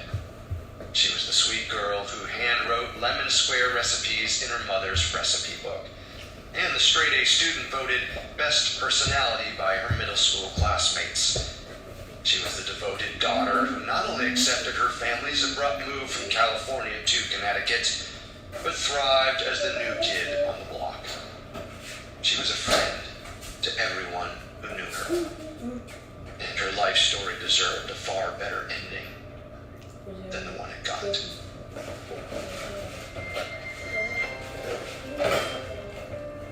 Thanks so much for listening. I'm Carter Roy, and this is Murder True Crime Stories. That's it for our Halloween special, but come back next week as we resume our regular programming. As always, I'll be covering another true story of murder and all the people it affected. Murder True Crime Stories is a Crime House original. Here at Crime House, we want to thank each and every one of you for your support. If you like what you heard today, reach out on social media at Crime House on TikTok and Instagram. forget to rate, review, and follow Murder True Crime Stories wherever you get your podcasts. Your feedback truly makes a difference. And for ad-free and early access to Murder True Crime Stories, plus exciting we gotta bonus continue. content, subscribe to Crime House Plus on Apple Podcasts. We'll be back next Tuesday. Murder True Crime Stories, a Crime House original, is executive produced by Max Cutler. This episode of Murder True Crime Stories was produced and directed by Ron Shapiro, sound design by Russell Nash, written by Yelena Ward, edited by Alex Benedon. Turn off the light. And included production assistance from Sarah Carroll. Murder True Crime Stories is hosted by Carter Roy.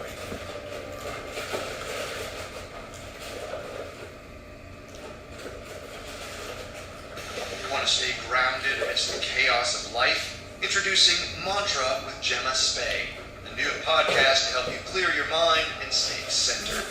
Mantra is an Turn off the light. I'm gonna be right back.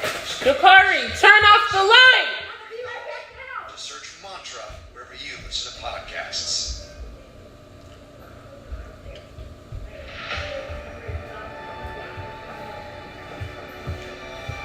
Well, sister, you ready? It's your fault. Turn off the light. You should have turned off the light, like I asked. Some people, the job flipping burgers is a rite of passage. Their first paychecks, their first coworkers, their first adult responsibilities. What? Everything about working is brand new. Even scrubbing grease off a stove can be kind of fun. At least, if you're doing it alongside your friends. That's how 4 young employees felt during their closing shift at the Burger Chef fast food restaurant in Speedway, Indiana, on November 17th, 1978. At 11 p.m. that night, they were laughing and chatting as they locked the doors and started to clean the kitchen. But by midnight, when another coworker stopped by to check on them, the entire closing crew had vanished without a trace. None of them would ever be seen alive again, and their killers would never be brought to justice. Ouch. People's lives are like a story. There's a beginning, a middle, and an end. But you don't always know which part you're on.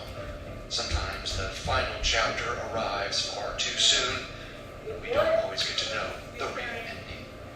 I'm Carter Roy, and this is Murder True Crime Stories, a Crime House original. Every Tuesday, I'll explore the story of a notorious murder or murders. I'll be bringing awareness to stories that need to be heard, with a focus on those who are impacted. At Crime House, we want to express our gratitude to you, our community, for making this possible. Please support us by rating, reviewing, and following Murder True Crime Stories wherever you get your podcasts. And to enhance your Murder True Crime Stories listening experience, subscribe to Crime House Plus on Apple Podcasts. You'll get every episode ad-free, and instead of having to wait for each episode of a 2-part series, you'll get access to both at once, plus exciting bonus content. This is the first of 2 episodes on the Burger Chef murders, a horrific, unsolved quadruple homicide that's baffled investigators for nearly 50 years. Today, I'll walk you through the night 4 promising young people were kidnapped and killed. Next week, in part 2, I'll take you through the investigation and the many obstacles detectives faced, including a number of critical errors that were committed during the investigation. Finally, I'll reveal who some detectives believe committed this terrible crime and why we may never know the truth. All that and more coming up. 20-minute timer. Just because I see that there is thingy stuff. Starting now.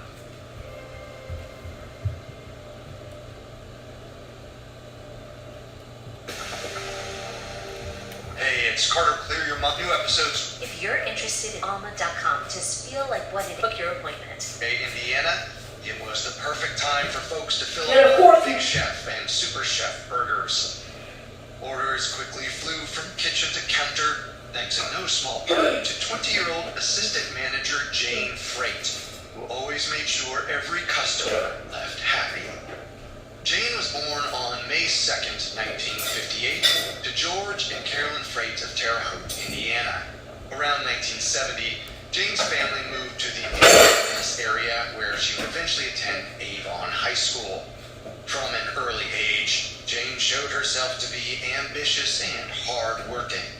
And when she was 17, she started working for Burger Chef. No, don't take off your hat. It was one of the largest hamburger chains in Indiana.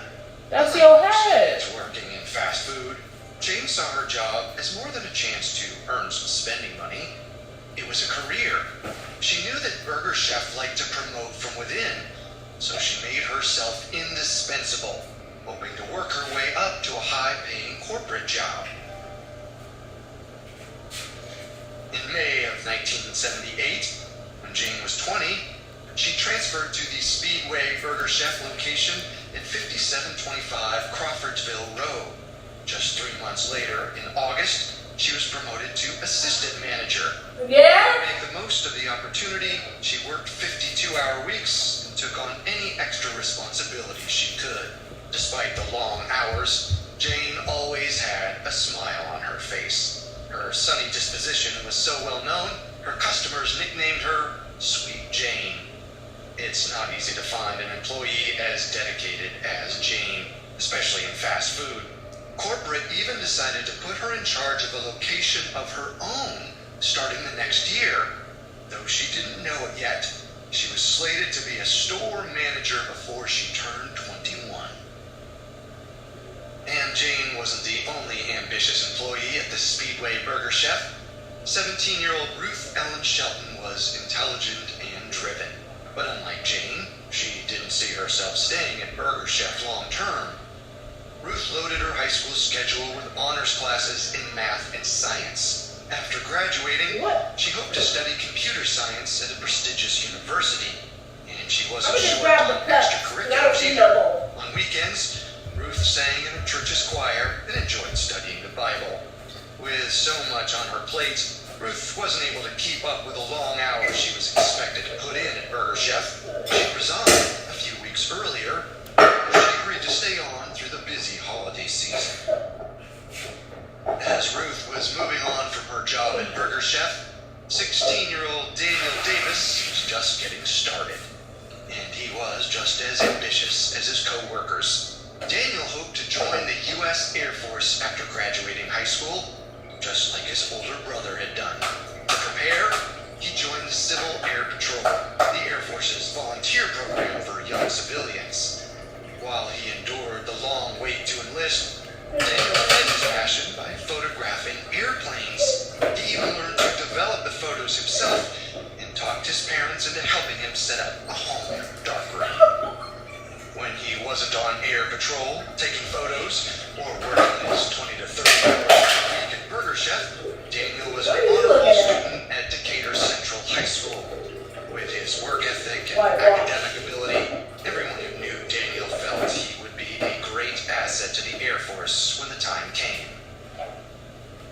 The fourth and final employee working that night was 16-year-old Mark Flemings, born on December 31st, 1961. Most teenagers would have found it frustrating to have their birthday on New Year's Eve, but it didn't matter much to Mark.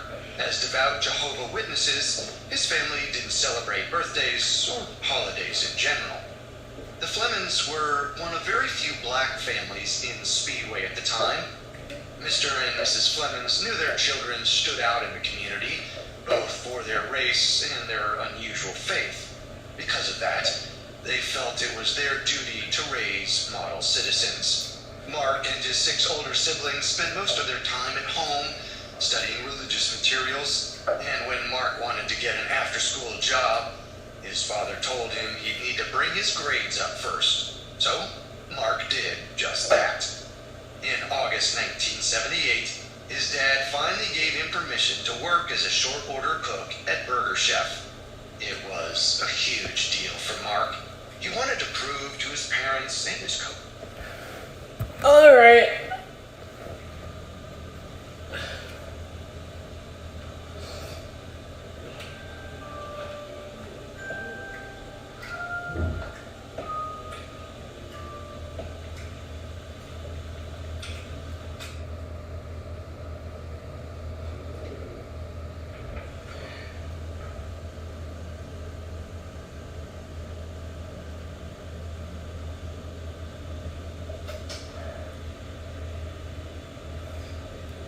Oh no, I guess I'm stuck.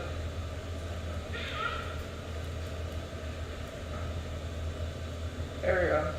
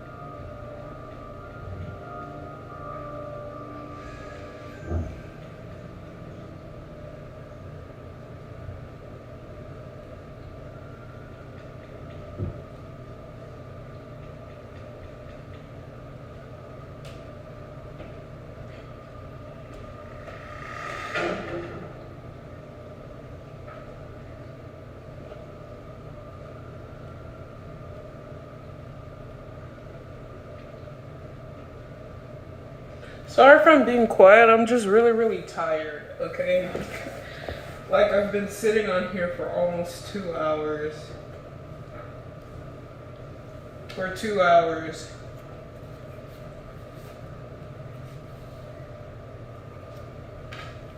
And I just ate really warm, good food, so...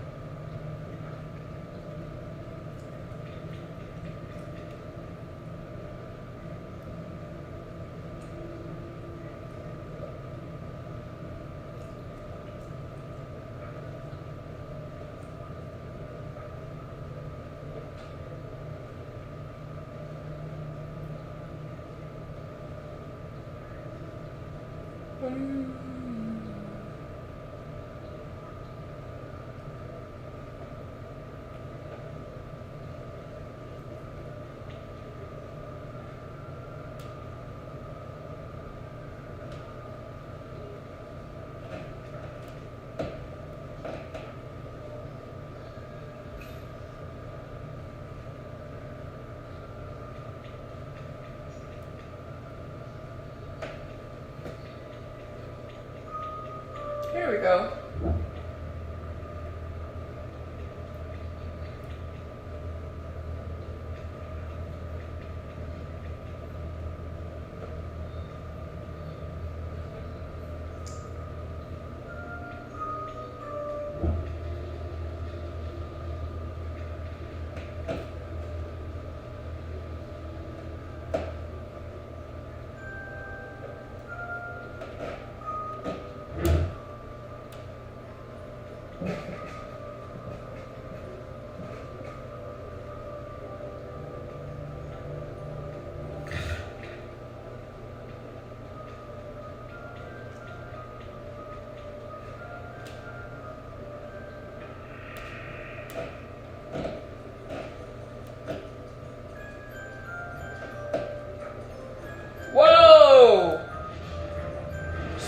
Sasha.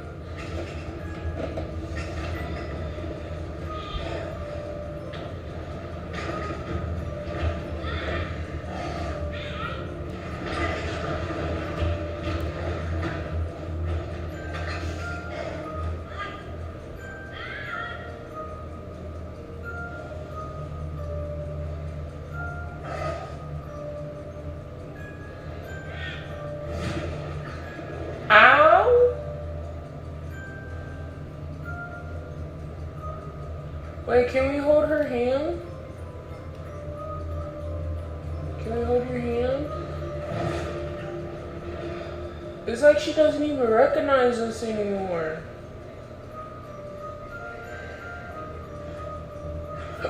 I think we gotta smash it.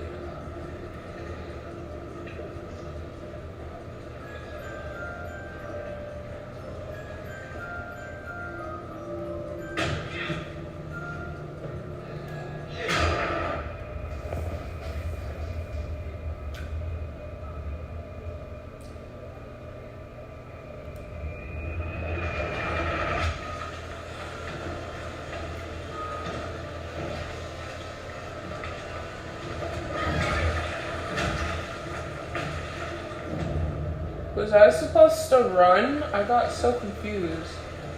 I think I'm supposed to run.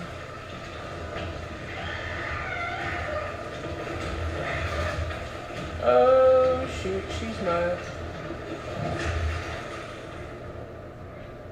I got stuck on the side of the door.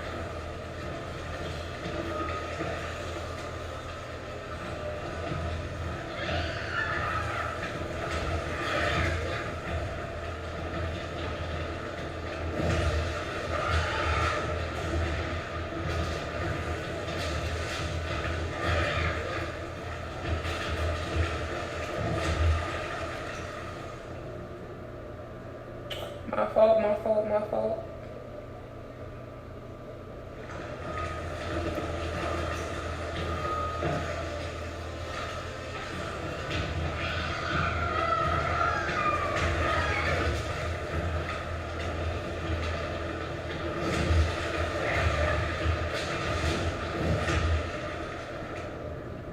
How the heck? Okay.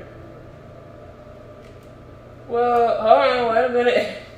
Technically, we could start the podcast again because I don't need no workers that they could rely on him. So when 17-year-old Ginger Haggard asked if anyone could cover her shift on Friday night while she went on a date, Mark offered to help. At the last minute, though, he changed his mind and asked the store manager if he could back out of the shift, but it was too late to find someone else, and Mark agreed to stay. So, on the night of November 17th, 1978, Mark was at Burger Chef with Jane, Ruth, and Daniel. Daniel's shift ended a little earlier than the others, but another employee called in saying his van had broken down, so Daniel got his parents' permission to stay late and help close. Sadly, it was the last shift they would ever work. Coming to ABC and Hulu. Amanda Riley was a mother, wife. It was only a matter of Crime stories, and I want to tell you about Family Humps in the Weekly Challenge. Bruh is an open mind. Only man to survive a rare, incurable. But Jake's story isn't just about a vigilante and a mystery. Another reason to schedule 4 people for the late shift that Friday night. On November 17th, 1978, CBS was broadcasting the Star Wars Holiday Special nationwide. As part of a licensing deal, Burger Chef was offering the Star Wars Fun Meal.